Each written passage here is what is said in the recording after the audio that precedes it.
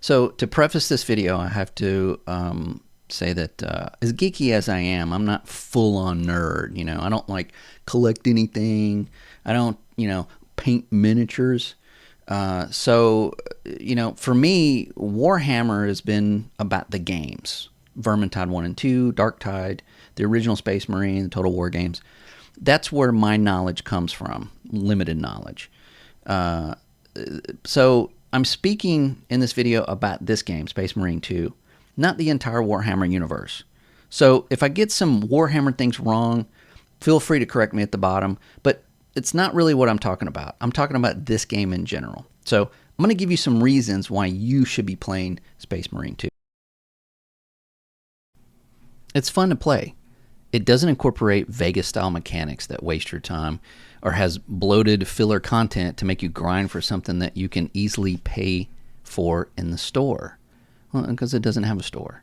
Visceral, gory, bombastic gameplay that is easy to play, but a little bit harder to master. It respects your purchase of this game. So, foreign in the current gaming market. Gameplay is tight and impactful, while melee combat is deeper than it looks, and timing parries is really fun and extremely satisfying. Mission objectives change throughout the game, adding some different tactics and teamwork to the constant onslaught of enemies, eagerly awaiting vengeance. Play with friends. Play with strangers. Play with yourself. This game is made to be a co-op experience. Campaign is 3-player from start to finish. The operations are also 3-player, and they're engaging and they promote team play. You can play these with AI bots, but I don't really suggest it. This game harkens back to the days of Gears of War, Halo, Ghost Recon, taking on missions with your friends, backing each other up, stealing ammo, and the best weapons on the battlefield.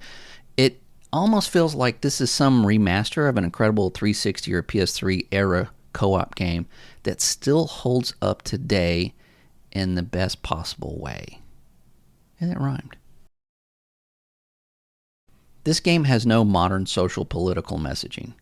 It's 40,000 years in the future where mankind has been at war for centuries, fighting to stay alive. These people know nothing but war. Total, unabashed science fiction fantasy to the core of its existence. I hate I even have to mention this, but some people just don't want to be told how to feel about something in entertainment. So you can play this knowing that you won't have current political ideologies injected into a time and story that just doesn't make sense being there. There are heroes and villains. A lot of movies and games in the last couple of years have seemed to have forgotten how to write good and evil. To write heroes, I blame Marvel, what it means to be the good guys, what it means to be the bad guys. Good and evil predate written language. Stories have been told and retold to new generations about heroic people defending and fighting for something bigger than them. Sacrifice and honor. Now, if you are a longtime Warhammer fan, you're probably going, 40K is complicated and it's with its right and wrong. But for this game, it's about Titus and his squad fighting to save the people on this planet and the trials they each face along the way for honor for their emperor or god and for mankind. That's heroism. The bad guys want to eat us for lunch. No gray area there. Very refreshing to see in a game again. Haven't felt that sense of brother and sisterhood fighting for greater stakes in a co-op game since Gears 3 and Halo 3, 12 or so years ago. It works. I know, the simplest of things that a game can do is just start when you click on it and not have a ton of bugs at launch. But as the $129.99 PlayStation version of Star Wars Outlaws with early access has shown us, that price does not guarantee even getting to keep your saved game after playing 2 of the 3 days of early access because of some bug.